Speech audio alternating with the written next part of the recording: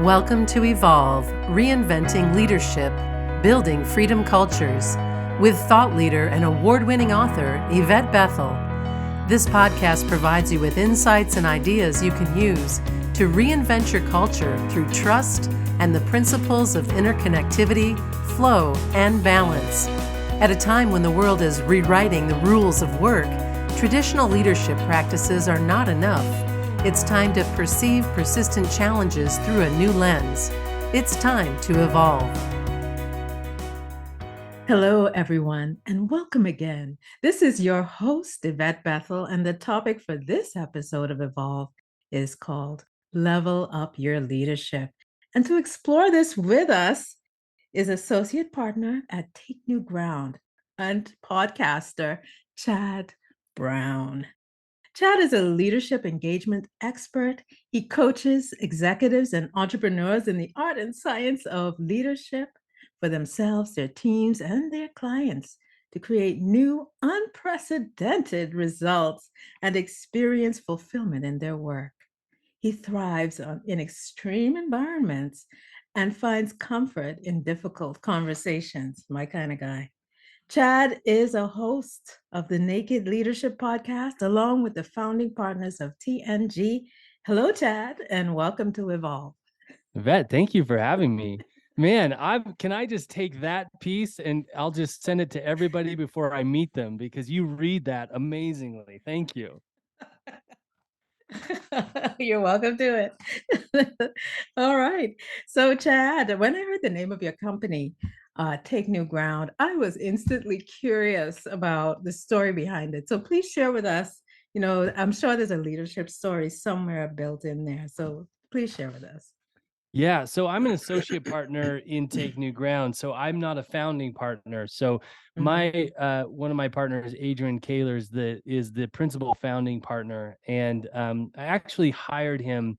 This is a great story for maybe for this conversation. I hired him in my film production company almost 12 years ago when I was struggling as a leader to lead people in a meaningful way. I brought him in, and he created incredible results with me in that venture together. So he created the company Take New Ground. The idea behind it is, we're interested in the new. We're interested in what is possible out there. That we talk a lot about what we don't know, and that's where newness exists, is in what we don't know. Everything else is predicated or based on or founded on what we've already experienced or what we've already known was there or possible. And we're really interested in the conversations that take us to the places that there's something entirely new. I'm so excited because I just love this because there's always a space when I work with clients, there's a space where they don't know what they don't know, and I'd love to hear some examples of kinds of themes of what clients don't know that they don't know. Sure. Yeah. I'll give an example of one that I just got off a coaching call with one of my clients. He's a financial planner, has a really successful firm. One of his main complaints in life is time, Mhm. and the amount of time that he has to both lead his team in a meaningful way at work, but also time to be with his wife in a meaningful way, be with his children in a meaningful way. And he's struggling with one of his kids. It's that they're not getting along well, and he feels like there's some behavioral stuff that he's trying to work to help to correct. And his main complaint is, I don't have time for all of this. Now, every conception that he has about time and the amount of time that it takes to do these things is based off of his life experience, something somebody told him, a story somebody sold him, something that he made up about this or that. That's based in what we know or what we know we don't know. And in this conversation with him just today, I'm talking to him about the idea of time and how he seems to conflate time with focus and attention. Mm. And that conflation is where the complaint lies, because I believe he can be both focused and give attention and be effective in areas in less amount of time. And that blew his mind. That's where for him, what he didn't know, he didn't know. He didn't realize that he was making that conflation, and that time actually is something we can utilize in so many different ways. It's just one tool that we have. But he was allowing it to own him in a way that he wasn't considering what else might be possible. Mhm. So that's really we get to play. I love this work because I get to play in the newness of ideas all day long with people, and there's opportunity there. Mhm. Now he's inspired to figure out how he can utilize his time differently to do all of these things that he wants to do, and to relate to them in a way that's more meaningful for him and his family. I'm listening to you talk about, you don't know what you don't know. And, you explained it beautifully how people do it at an individual level. I'd like to invite you to talk about the same topic. You don't know what you don't know from the level of the ecosystem. So it comes up when there's paradigm blindness. They don't see the paradigm that they've created because they're an integral part of it. So could you talk about it from that perspective, a systemic perspective? Certainly, yeah. It's the old adage: the fish doesn't know it's in water, That's right? right. That's right. Um, and so there is this dynamic, especially when we're relating with other people. Same sort of thing. You say systemic. I hear when you say systemic, what I hear is a system of individuals. That's right. And so, is there a separation? I don't know. I don't know if there's a separation between system and individual. And it's still an individual personal experience to be in a system and a culture. So Mhm. that's where we really focus our attention, is like, where is the individual making up stories and how is it assimilating to the culture's stories? Mhm. Because every culture has stories, Mhm. it has norms, it has rules, either spoken or unspoken. And what we want to do is we want to question those at every turn.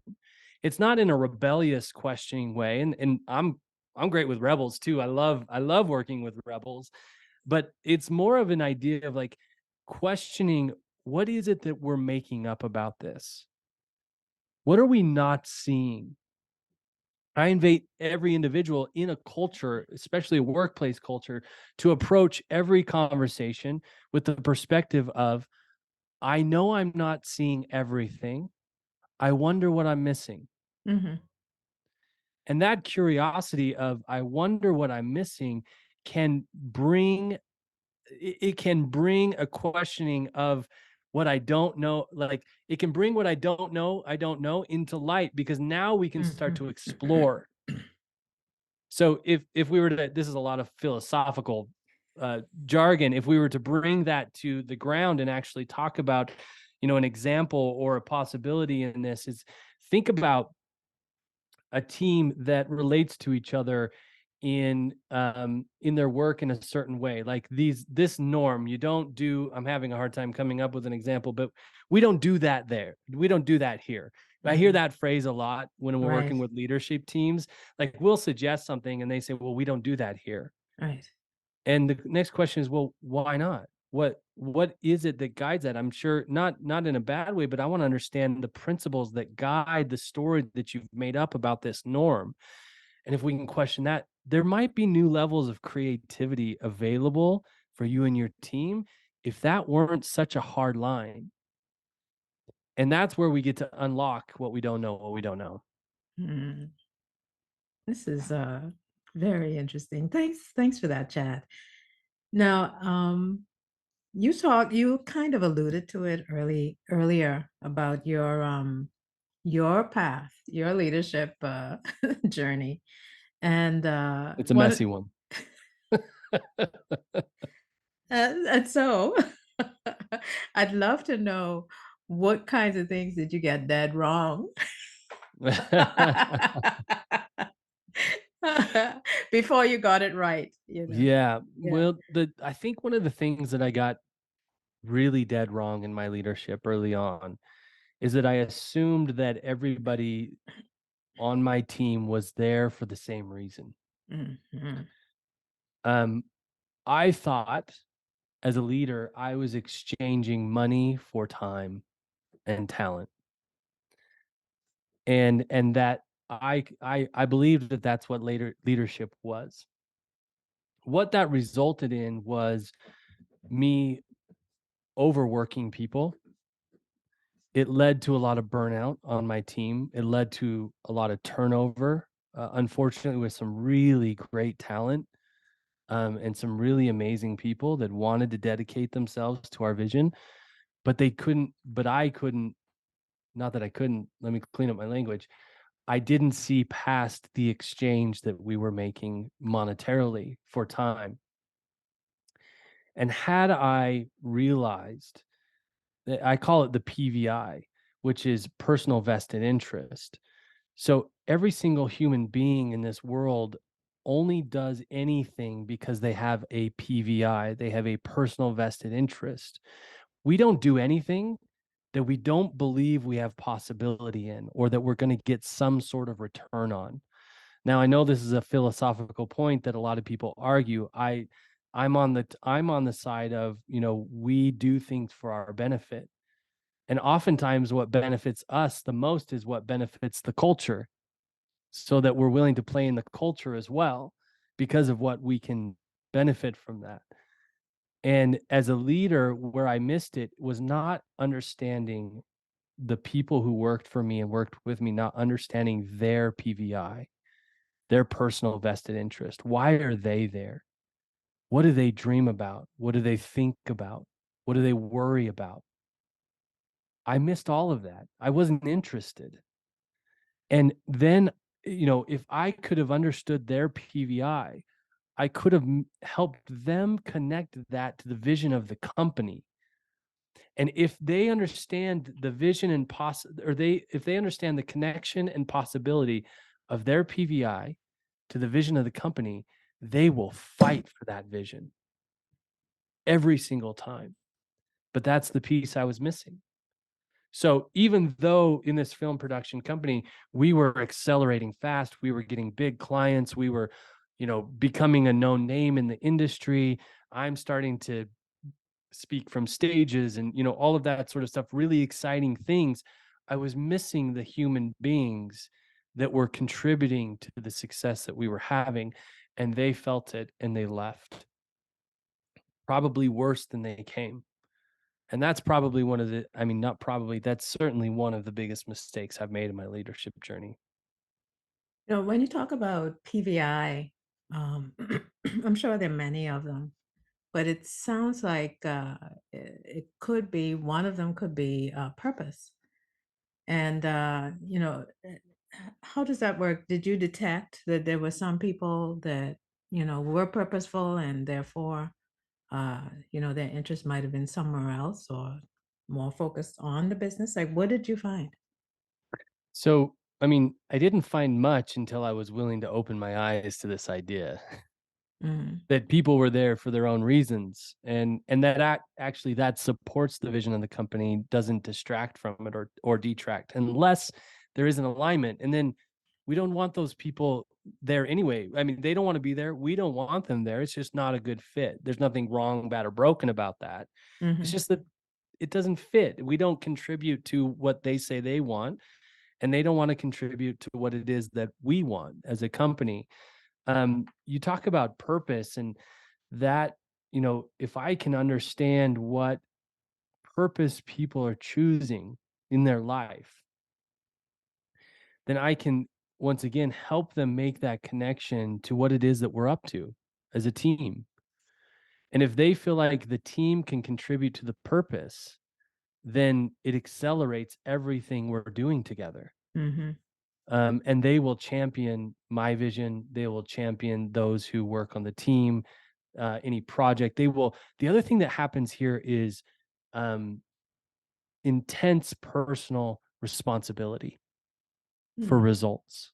mhm, When their purpose is known, seen, and connects to the vision, people will be more responsible and take greater ownership of their work in the company because it contributes to what it is that they ultimately want out of life. That's interesting because I've worked on a psychometric, that measures trust, and one of the competency clusters really focuses on a team or we orientation. And what's interesting that we found is in the data that we've collected is the we disposition is what we call it, is the lowest scoring competency cluster of all of the trust competencies. And so I guess my question is, because you said, there's that personal, individual commitment, but how do you help them to transition that to, because purpose is about service and connection, but how do we help them to make that transition to working together? Well, um, I think there's a lot of answers to that question. I think it's a I think it's a really big question. And I don't think we know until we're willing to see the person across from us. There's probably as many ways to make that bridge as there are human beings in the world. I would guess. And I know, one of the downfalls of this, I would say, some would argue that this isn't true, but one of the downfalls of our time, I call this the time of exponential growth, right? Like the only thing that is acceptable is exponential growth, Hmm. and being the unicorn is everybody's goal. And unfortunately, in that mindset, efficiency is king. Hmm. And it doesn't feel efficient to know individuals. That's And that's a true. bummer. That's That's a real true. bummer That's because true. there's not a key. There's not a golden ticket that says, "Hey, if you just do this one thing, your people will root for the team. They'll go for the team. They'll sacrifice. They'll have ownership." There's not. It's not. It's to each individual, and you have to have the systems and you have to have the culture in place that values the individual. You as a founder, most of my work is with founders, executive teams. And so they have a couple of reports, but not, it's their job, it is their obligation, I would say, to scale leadership in a way that those who are reporting to them and have others reporting, to them, it's their responsibility to learn how to be interested in the individual in Hmm. order to make that bridge from the person, the I, to the we. And it's going to be different every time. So Hmm. it's a what do we it's like a game. It's like in sports, if you were playing a game of football or a game of soccer, you can't go into it saying we're going to do this one play and that's going to win the game for us. You can't, or you will you will lose every Yeah. single time. Yeah. You have to go in open-minded with a tool belt, with Right. lots of options, and then you just got to be curious. You Yeah. got to be watching. You got to be reading the offense. You've got to be reading the defense. You got to be playing a little bit of chess with them. There's so many things that happen in that element. And so to say like this is how you do it will not serve anybody. And that's a nod to the efficiency that is dehumanizing the workforce. Mm. Yeah. Uh, that's something that I call it transactionality, where you treat people as Yes, transactions. that's And right. yeah, so yeah, I totally get that. And with that, Chad, this is your host, Yvette Bethel, and we will be right back. Hold that thought, put a pin in it after this message. Organizational Soul is a mission driven organization and network where we specialize in trust in academia, families, and organizations. We are building a community of leaders who are interested in trust and culture. If you are interested in our updates, you can sign up for our newsletter at orgsoul.com. As a thank you for joining our community, you can access our free resources that are designed to help you build your brand as a trusted leader as you contribute to safe space. Sign up now at orgsoul.com. All right. So, welcome back to Evolve. Our guest is consultant and podcaster Chad Brown. And let's keep going. Chad, I noticed that you use the term naked leadership for your podcast. Mm-hmm. What exactly? I mean, it invoked a sense of vulnerability when I read it. Please tell us more. Well, What then is it that? worked. Then it worked, Yvette.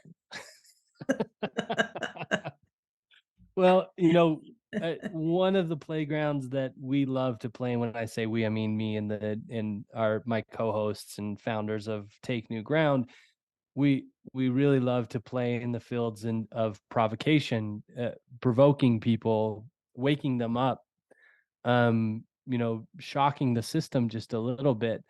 And because if we can shock the system, it's a clearing of sorts for Mhm. all of the preconceived notions that we've had. You think about it for yourself. When somebody says something a little shocking or something a little out of the ordinary, you stop the path of what you're making up about them, Right. and you start to question and get curious, like, okay, what did that mean?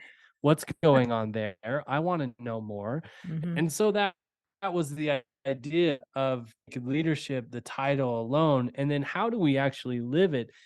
Is we say there's no conversation too dangerous. So what we mean by that is that we're willing to dive into anything, whatever is there for a leader, whatever is there for a company founder. Specifically, our podcast is really geared towards company founders. But there's so much in that world of executive work that isn't talked about. Mhm. And there's so much that's hidden and swept under rugs that, feels vulnerable and exposing. And if we believe if we can start a conversation about it, we can we can decentralize the power of that thing. We can take its power away and own the power back, because we are now in the conversation, and it's not controlling us. It's no longer in the darkness, if you will. So that was our goal for the podcast. I think I mean, we're successful at it at times. We're not successful at it at times, but we've had some really beautiful conversations on there, that are vulnerable. Mhm. Actually, the episode that just went out this week, and I know this week that we're recording, so by the time this comes out, it'll probably be a couple episodes back, Mhm. is actually a conversation of me. I'm having a conversation with our two founders, Dan and Adrian, um, about a complaint or a grievance that I have with them. Oh. And we had never talked about it prior. It was something that had come up in our work together, and we're committed on our team to have the difficult conversations no matter what, and be in them with each other. And so, in the true spirit of naked leadership, I thought, well, what a better place than to do this on the Mhm. podcast so that we can Wow. be vulnerable, expose. There's some things in that conversation I did well. There's some things in that conversation that I got emotionally affected by and I didn't do well. I think they would evaluate their performance in the conversations very similarly. But that's the goal. That's the kind of conversations that we're having over on the Naked Leadership podcast. Oh, wow. I was going to ask you to share one of those difficult conversations with us, and you went ahead and did it.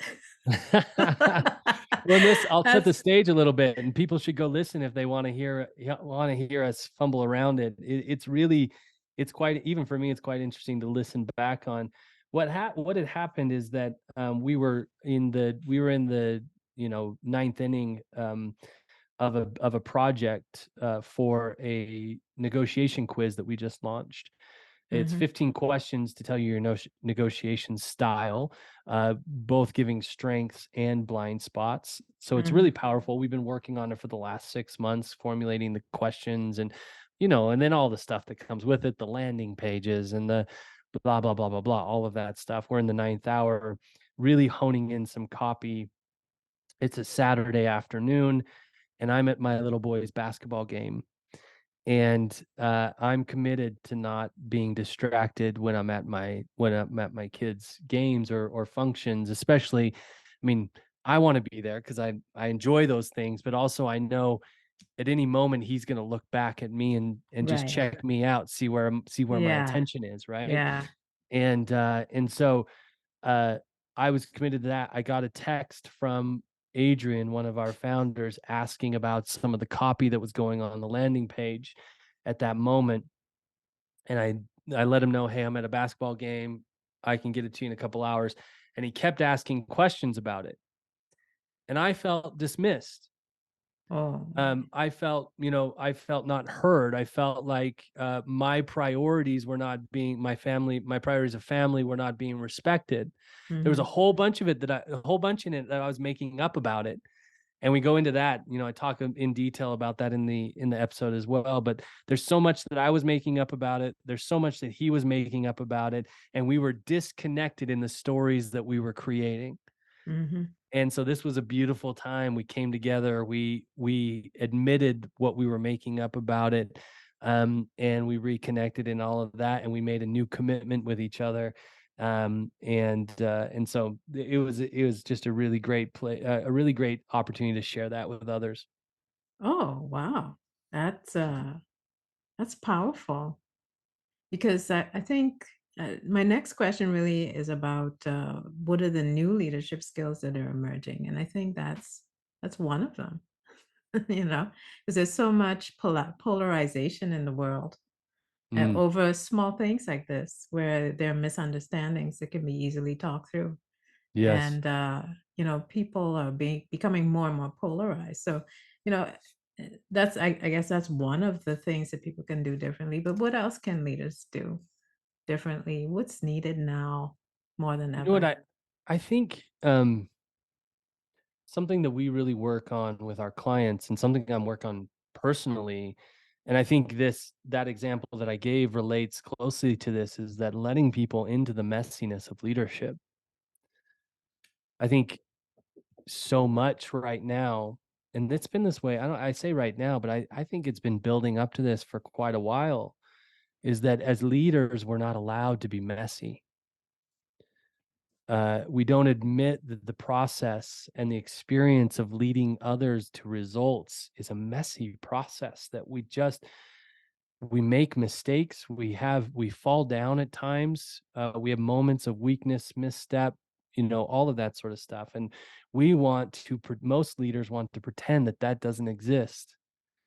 I mean, you think about even politically right now, everything is completely built around how we look, Mm, rather than being effective, being connected.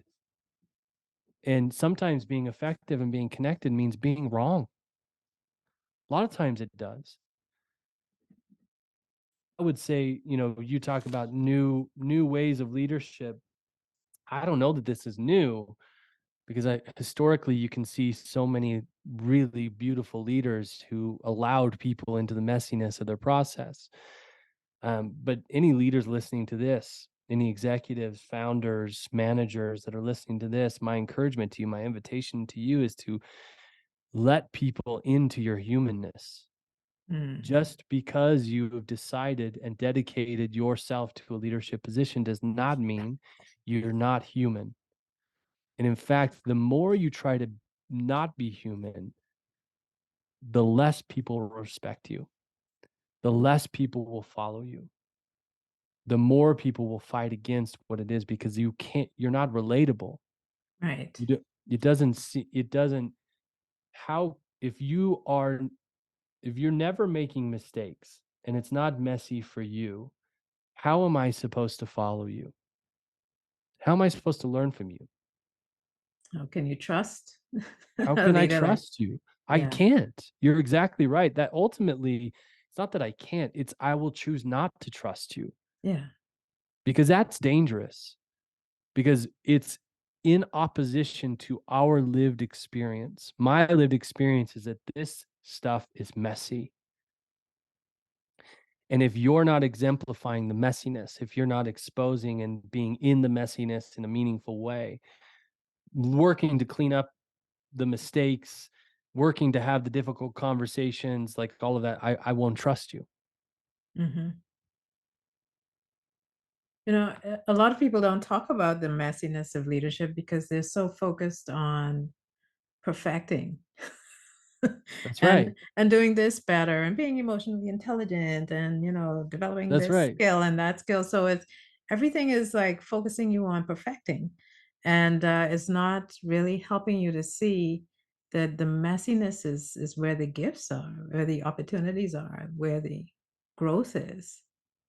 You're exactly right. I mean, there's a presupposed assumption in there, Mm, which is I'm always interested in where we make presuppositions, where we oppose or where we uh, attach meaning to things that we aren't willing to get curious about. And what's what's there in what you just said is I'm presupposing that. Let me gather my thought here. Just when I had it and then it lost me, or I happens to me lost all it. happens to me too. Um, you, what did you say? It's good. We got to get here. What did you just say? I hope I remember. I talked Oh about shoot. messiness and leaders not being willing to Oh, to be vulnerable. Yeah, the you said perfection. perfection. That's exactly Yeah, right. Thank you. Thank you. yeah, yeah. So the assumption is that the goal of leadership is perfection. Hmm. Like, to be a good leader, I need to be perfect, Right. or it needs to be perfect. And that assumption is just question that for a moment. Sit with yourself and question that assumption. Every assumption that you have about leadership, my invitation to you is to sit and just question it. What if effective leadership? And when I say effective leadership, what I mean is causing results through other people. That's how I define leadership, Mm, causing results through other people. What if effective leadership is imperfection? mm, What if that is the actual way? Right? I ascribe to a lot of Stoic philosophy, and one of the grounding principles for Stoic philosophy is that the obstacle is the way. That thing that looks like the yes. obstacle, Yeah. in this point, imperfection, it looks like that thing you've got to avoid, skirt around, try to hide, blah, blah, blah, blah, blah. It's a What gateway. if that thing is actually the way Yes. to effective leadership? What if effective leadership is imperfection? Profound.